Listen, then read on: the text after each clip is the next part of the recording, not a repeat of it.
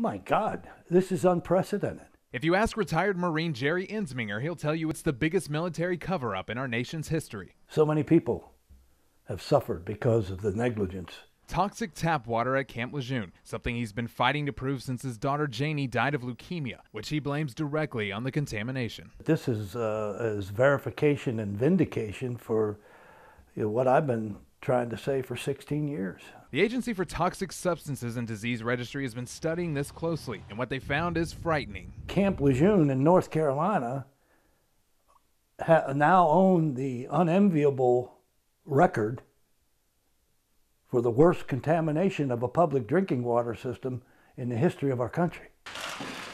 Last year, 9 on Your Side was there when President Obama signed a bill finally offering health benefits to Marines and their families that were on base during the 30 years of contamination. The study just released says that contamination may go back as far as 1948, 9 years earlier than first thought. So how much contamination are we talking about here? Well, if you take one chemical, TCE, it's trichloroethylene. It's a carcinogenic. Bottom line, it's nasty. In fact, the highest amount allowed in drinking water is 5 parts per billion. And get this, the report said there were some cases on base that had up to 783 parts per billion.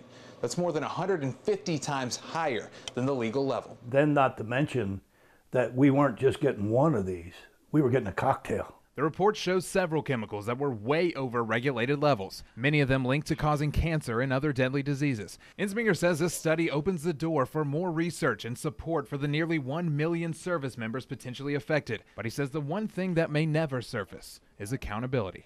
The very highest echelons of leadership, the people who hold the rest of the rank and file of the Marine Corps to the lofty standards of honor and integrity, they either cannot or will not live up to their own standards. Jonathan Rodriguez, 9 on Your Side.